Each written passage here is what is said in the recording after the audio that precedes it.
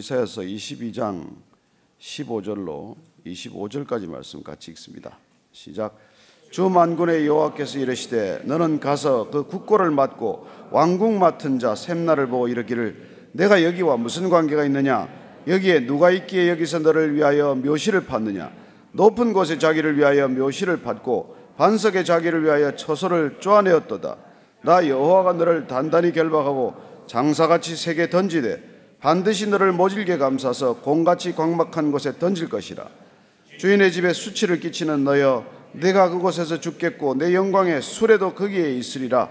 내가 너를 네 관직에서 쫓아내며 내 지위에서 낮추리니 그날에 내가 hil기야의 아들 내 종 엘리야김을 불러 내 옷을 그에게 입히되 내 띠를 그에게 띄워 힘있게 하고 내 정권을 그의 손에 맡기리니 그가 예루살렘 주민과 유다의 집의 아버지가 될 것이며 내가 또 다윗의 집의 열쇠를 그의 어깨에 두리니 그가 열면 닫을 자가 없겠고 닫으면 열 자가 없으리라. 못이 단단한 곳에 박힘같이 그를 견고하게 하리니 그가 그의 아버지의 집의 영광의 보좌가 될 것이요 그의 아버지의 집의 모든 영광이 그 위에 걸리리니 그 후손과 족속되는 각 작은 그릇 곧 종자리부터 작은 항아리까지니라. 만군의 여호와께서 이르시되 그날에는 단단한 곳에 막혔던 못이 사그리니 그 못이 부러져 떨어지므로 그 위에 걸린 물건이 부서지리라 하셨다 하라. 나 여호와의 말이니라. 아멘. 뜻밖에도 나라와 민족에 대한 심판의 말씀이 계속되더니 오늘은 특정한 인물에 대한 심판의 말씀이 등장합니다. 한 개인에게 이렇게 집중되는 이유가 무엇일까요? 이스라엘에 대한 하나님의 단호한 의지를 말씀하는 가운데 이스라엘의 한 지도자에게 마치 포커스를 옮겨 놓듯이 카메라가 줌인하듯이 그 왕궁에 있는 한 인물에게 초점을 맞추게 됩니다. 어쩌면 하나님께서 이 사람의 일거수일투족을 보고 계시다가 나라가 멸망하는 한 이유 중에 유독 한 지도자에게 집중하고 있는 것을 보는 것이죠.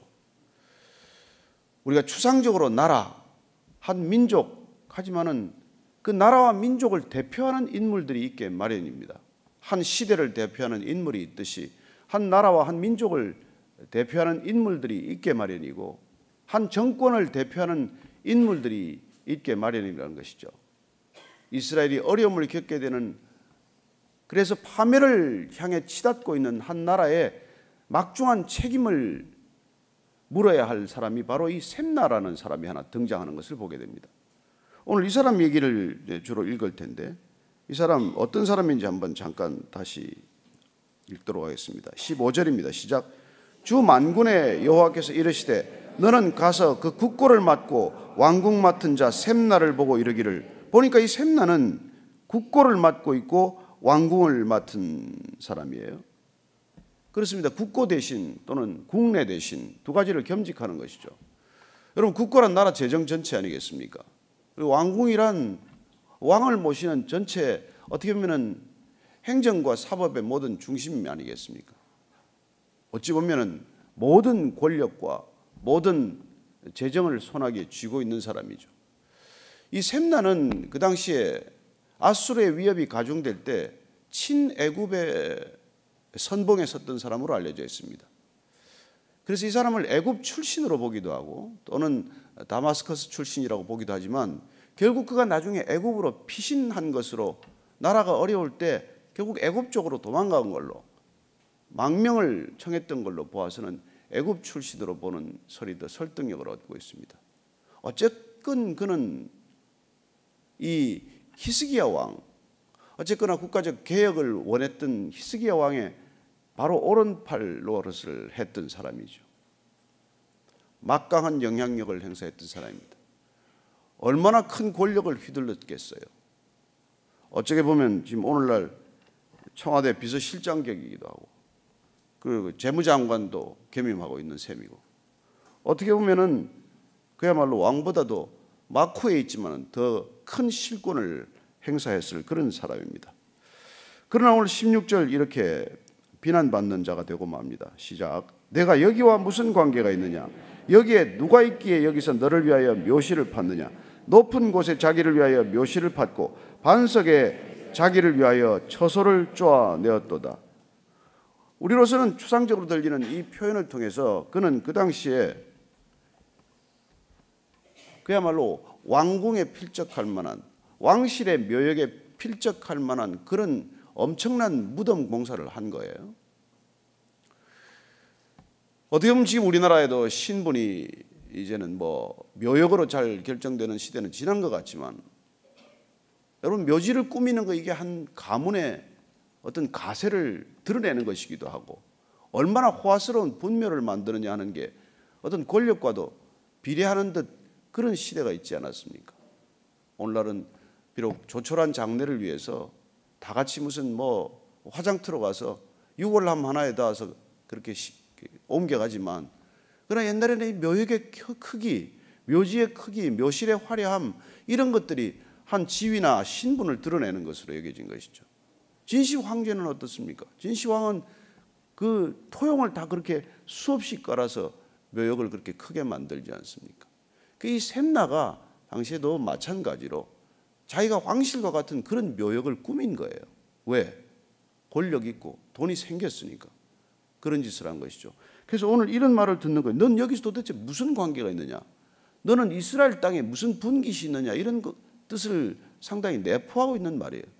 넌 애굽 출신이고 넌 외국인 출신인데 이 땅에 무슨 내 기업이 있다고 그런 큰 묘지를 내가 만들고 있겠느냐? 그런 것이죠. 어찌하여 묘실을 팠고 반석에 자기를 위하여 처소를 쪼아내었도다. 이런 짓을 권력을 가졌기 때문에, 권력이 주는 재물이 있기 때문에 이런 걸 버린 거예요. 그래서 오늘 하나님께서 그걸 이제 문제 삼기 시작하십니다. 17절 18절입니다. 시작. 나 여호와가 너를 단단히 결박하고 장사같이 세게 던지되 반드시 너를 모질게 감싸서 공같이 광막한 곳에 던질 것이라. 주인의 집에 수치를 끼치는 너여, 내가 그곳에서 죽겠고 내 영광의 수레도 거기에 있으리라. 그렇습니다. 하나님께서 그를 결박하고 장사같이 세게 던지되 너를 모질게 감싸서 공같이 광야에다가 던져버리겠다고 말합니다. 자, 오늘 그냥 단순한 표현 같지만 권력이 누구로부터 나온다는 것입니까?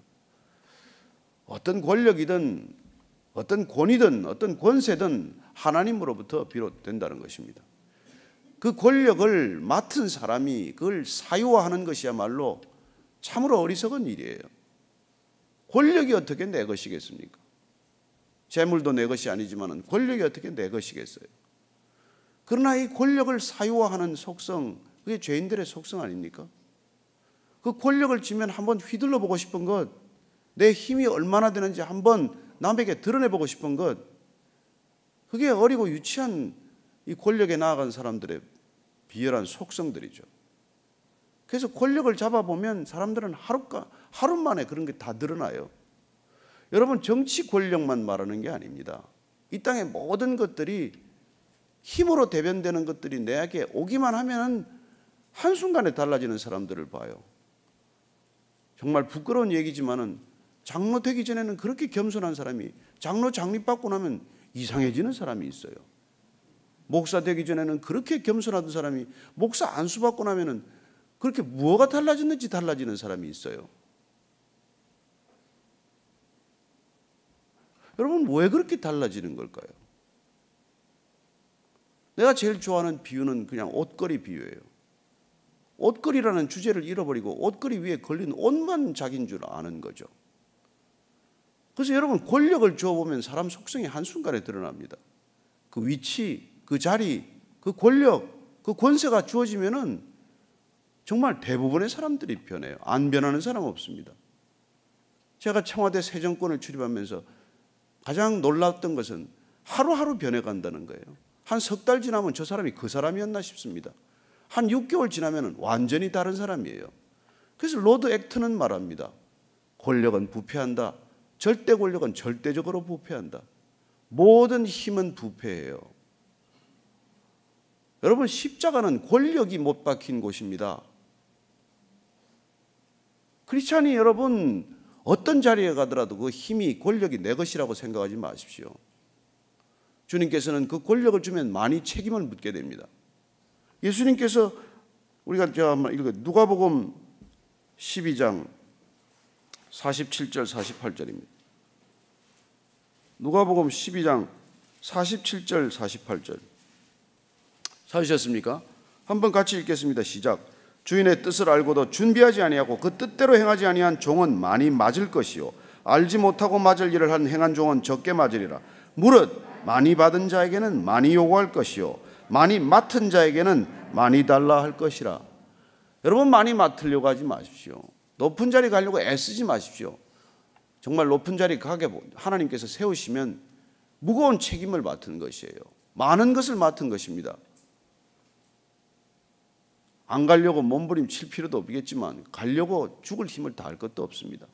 많이 맡은 자가 되는 것, 많은 책임을 맡게 되는 것, 많은 권력을 떠맡게 되는 것, 그것보다 부담스러운 일이 어디 있습니까? 그러면 당연히 주님께서는 많은 것을 묻게 된다는 뜻이죠. 저는 이 샘날을 통해서 이 시대 우리는 모든 그리스도인들에게 주는 말씀이기도 해요. 우리가 눈에 보이지 않는 그런 권세를 받은 사람들입니다. 왕 같은 제사장들 아닙니까? 어둠에서 기이한 빛으로 불러내셔서 우리를 이 세상 가운데 걷게 하신 것은 여러분 무슨 뭐 국회 권력, 청와대 권력이 아니라 상상할 수 없는 권세를 우리는 받은 사람들이에요. 이게 나를 위해 주신 것입니까?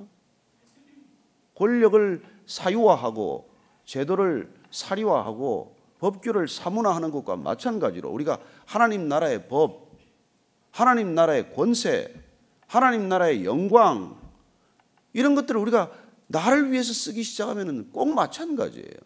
샘나처럼 우리는 변하고 마는 것이죠.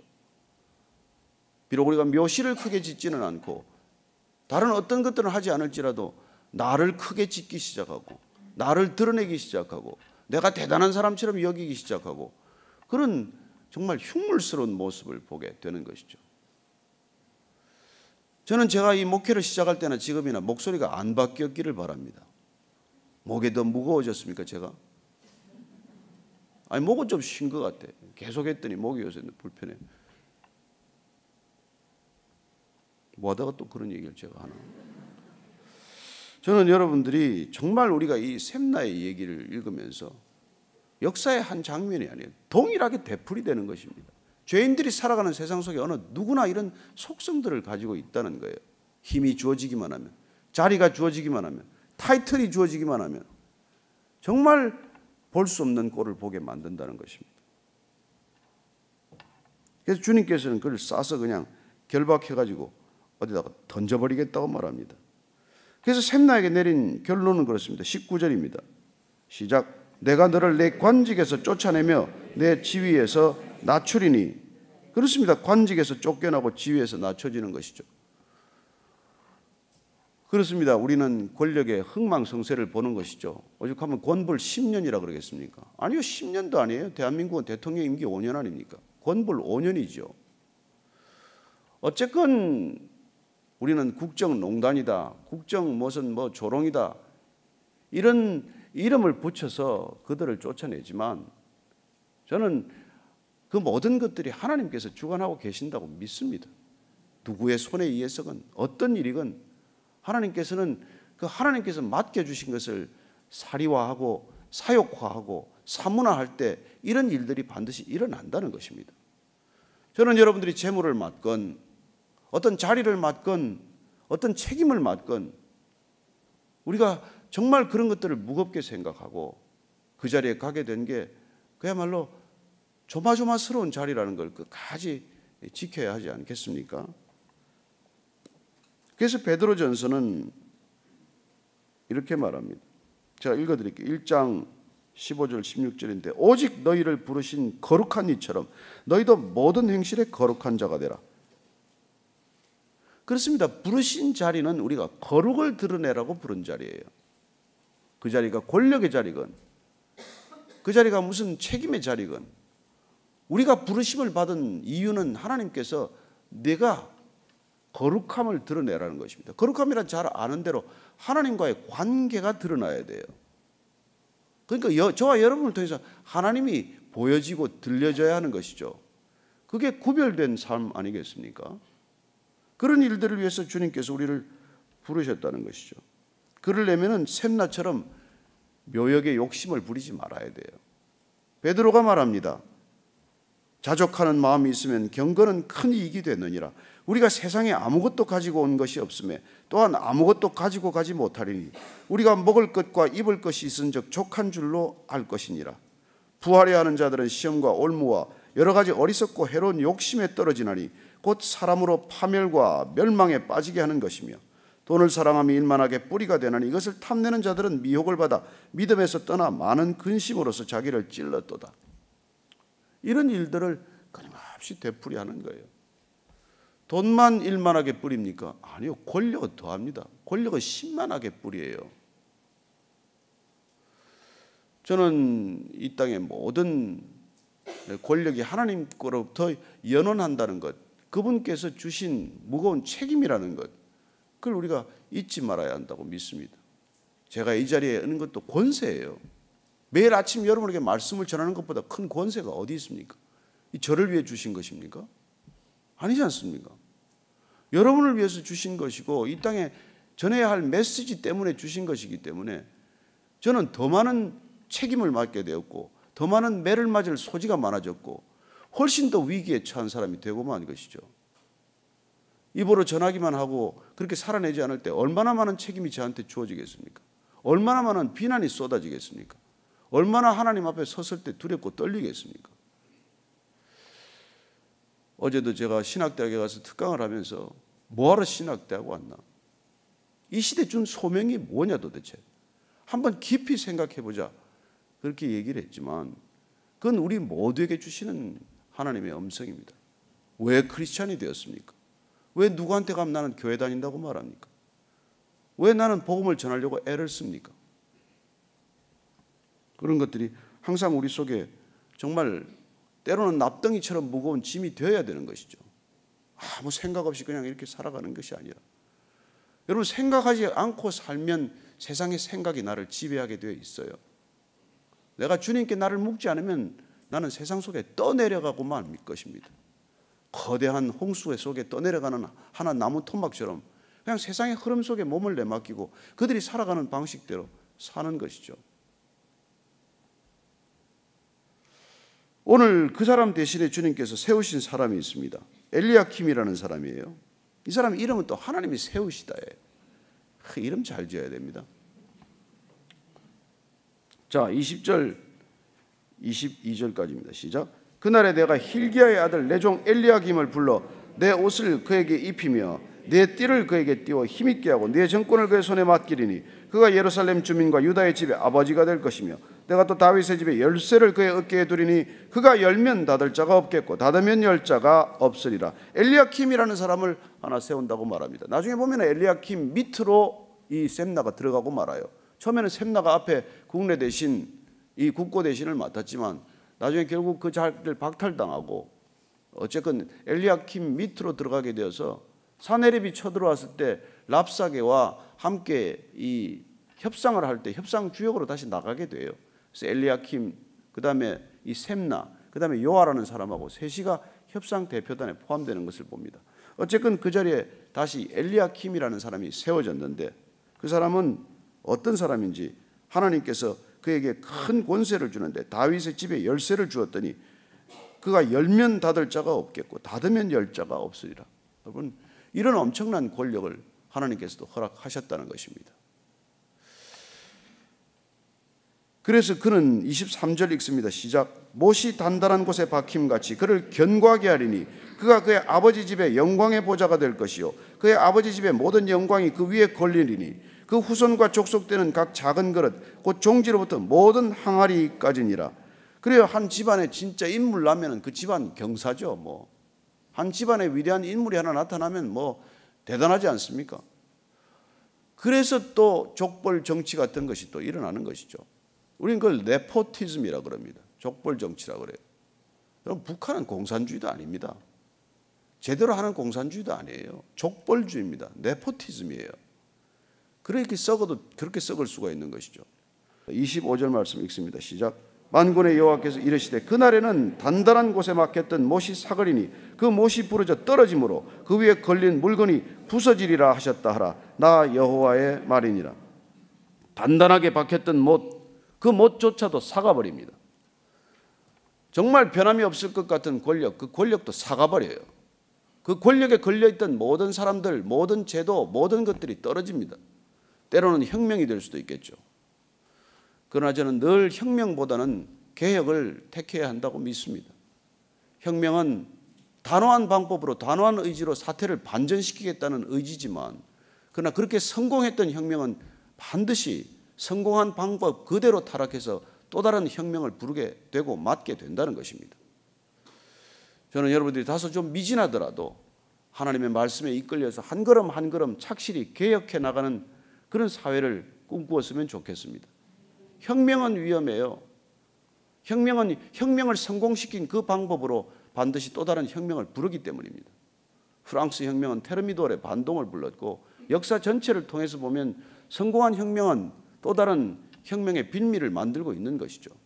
고려 정권 때 얼마나 우리 고려조는 무신들의 정변, 정권난이 많았습니까?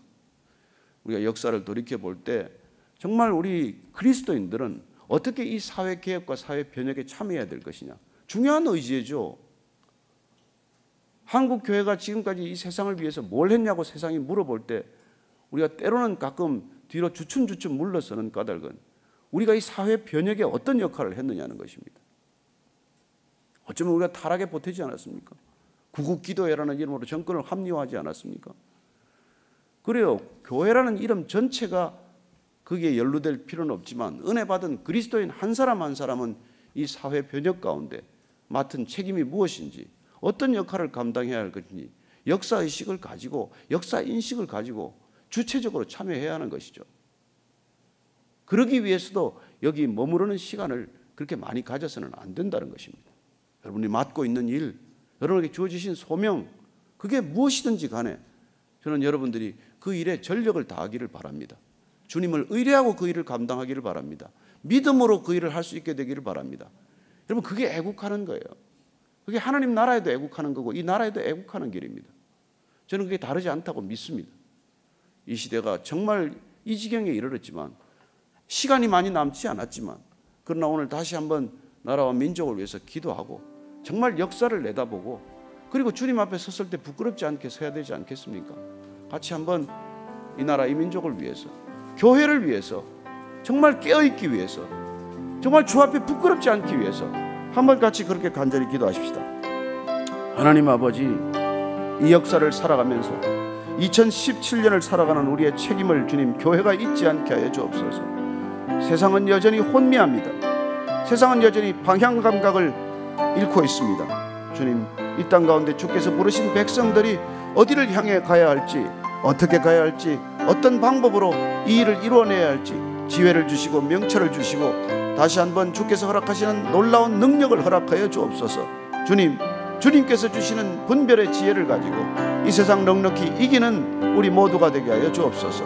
하나님, 오늘도 하루를 살아갑니다. 주의를 사모하며 살아가는 백성들이지만은 세상을 이처럼 사랑하사 우리를 주셨사오니 세상 가운데 있는 놀라운 역할과 소명 감당케 하는 그리스도인들 다 되게 하여 주옵소서. 하나님, 성령의 능력을 부어주셔서 내 힘과 능으로 감당할 수 없는 상황과 사태를 직면하더라도 그리스도의 능력, 성령님의 능력, 그 놀라운 능력으로 그 모든 것들 감당하는 우리 모두가 되게 하여 주옵소서. 베이직 성도들 한 사람 한 사람 이 땅 가운데, 이 시대 가운데 주신 소명을 기억하는 그리스도인들 되게 하셔서 어디에서 무슨 일을 감당하든 하나님의 탁월함이 드러나게 하시고 하나님의 놀라운 능력이 드러나게 하여 주옵소서. 사랑하는 자녀들도 주님께 맡겨드립니다. 이 자녀들 가서 주 앞에서 주의 일을 감당할 수 있는 놀라운 믿음의 자녀들, 이 시대를 이기는 자녀들이 되게 하여 주옵소서. 하나님 아버지, 샘나에게 주어졌던 그 큰 무거운 책임 감당치 못했을 때 하나님께서 던져버리겠다고 말씀하셨듯이 교회에 주신 이 놀라운 책임, 이 형언할 수 없는 권세를 우리가 제대로 감당하지 못했을 때 하나님께서는 교회마저도 이 땅에 던져버리겠다고 말씀하신 것으로 듣습니다. 주님, 이 땅에 부름받은 교회로서 주께서 주신 거룩한 소명 감당하는 베이직 교회, 이 땅의 모든 교회, 모든 그리스도인들 되게 하여 주옵소서. 이제는 십자가에서 끝까지 그렇게 소임을 감당하신 우리 구주 예수 그리스도의 은혜와 하나님 아버지의 사랑과 성령의 인도하심이 오늘 우리에게 주어진 어떤 책임과 어떤 권세와 어떤 직무라도 주의 믿음 가운데 감당하기로 결정한 이 자리에 고개 숙인 모든 믿음의 사람, 성령의 지체들 위해 지금부터 영원까지 함께 하시기를 간절히 축원하옵나이다. 아멘.